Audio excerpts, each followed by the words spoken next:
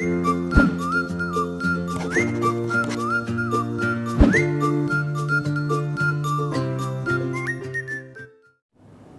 apa kabarnya hari ini? Bertemu lagi dalam materi kali ini kita masih membahas bentuk-bentuk interaksi sosial. Tapi untuk video kali ini kita hanya akan membahas bentuk-bentuk interaksi sosial yang disasosiatif.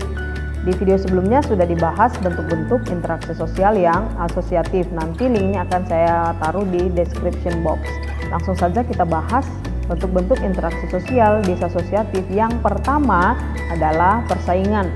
Persaingan itu merupakan suatu proses sosial di mana individu atau kelompok manusia yang bersaing mencari keuntungan melalui bidang-bidang kehidupan tanpa menggunakan ancaman kekerasan. Bentuk-bentuk persaingan ini ada beberapa, yaitu satu, persaingan ekonomi, kedua, persaingan kebudayaan, ketiga, persaingan kedudukan dan peranan, dan yang keempat, persaingan ras. Selanjutnya, fungsi persaingan yang pertama mengasah sifat kompetitif karena manusia selalu ingin yang terbaik. Yang kedua, sumber penemuan baru, dan yang ketiga untuk melakukan seleksi atau menseleksi. Yang keempat, menghasilkan pembagian kerja yang efektif.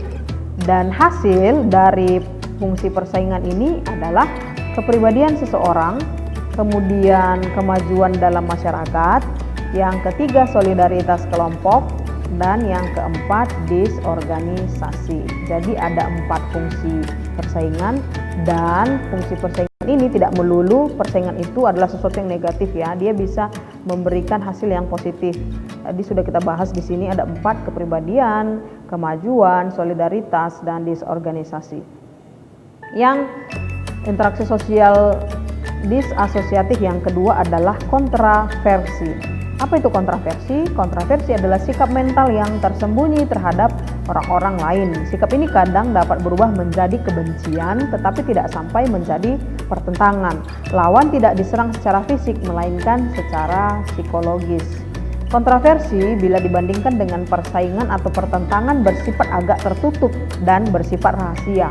Perang dingin merupakan kontraversi karena tujuannya membuat lawan tidak tenang. Dalam hal ini, lawan tidak diserang secara fisik tetapi secara psikologis. Wujudnya bisa memfitnah, memaki-maki, menyebarkan desas-desus dengan surat selebaran, dan lain-lain. Gejala ada atau tidaknya kontraversi dapat dilihat dari ada atau tidaknya perasaan tidak suka, kebencian, keraguan yang tidak diungkapkan. Jadi kalau misalnya ada orang yang suka bergosip, ini adalah salah satu bentuk dari kontraversi, karena sebenarnya di dalam dirinya ada sifat tidak suka atau mungkin kebencian, begitu ya. Jadi dia tidak mengungkapkannya. Maka di sini sudah dijelaskan bahwa kontraversi adalah sifat atau sikap mental yang tersembunyi.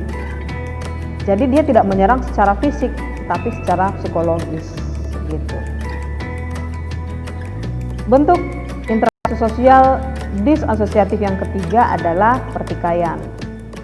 Gejala atau fenomena sosial yang bersifat universal merupakan bagian dari kehidupan masyarakat. Tetapi terjadi karena perbedaan paham dan kepentingan yang sangat, sehingga menimbulkan adanya semacam gap atau jurang pemisah yang mengganjal interaksi sosial di antara mereka yang bertikai tersebut. Hal-hal yang menimbulkan terjadinya konflik. 1. Perbedaan prinsip. 2. Perbedaan kebudayaan atau perubahan sosial. Ketiga, benturan kepentingan tentang objek yang sama. Keempat, perbedaan sistem nilai dan norma. Dan yang kelima, perbedaan kepentingan politik. Akibat adanya konflik, yaitu 1. Tambahnya solidaritas in group. Solidaritas in group ini maksudnya jika ada satu grup dengan grup yang lain bertikai, maka grup yang saling bertikai ini solidaritasnya akan semakin kuat. Kenapa? Karena mereka ingin grupnya menjadi yang lebih baik atau memenangkan pertikaian, begitu ya. Yang kedua, akibat dari konflik ini adalah retaknya kelompok. Yang ketiga, perubahan kepribadian. Yang keempat, jatuhnya korban, hilangnya harta. Yang kelima, dominasi dalam satu grup. Bentuk-bentuk khusus konflik, ada konflik pribadi. Konflik pribadi ini antara pribadi satu dengan yang lain. Kemudian konflik rasial. Konflik rasial ini maksudnya konflik yang berdasarkan pada perbedaan ras, mungkin karena perbedaan suku atau mungkin perbedaan kebudayaan, maka terjadi konflik antar mereka gitu ya. Yang ketiga, konflik kelas sosial. Yang keempat, konflik politik. Dan yang kelima, konflik internasional. Sampai di sini materi kita hari ini. Semoga kalian dapat memahaminya. Sampai ketemu di materi selanjutnya. Tetap semangat, tetap jaga kesehatan. Bye-bye.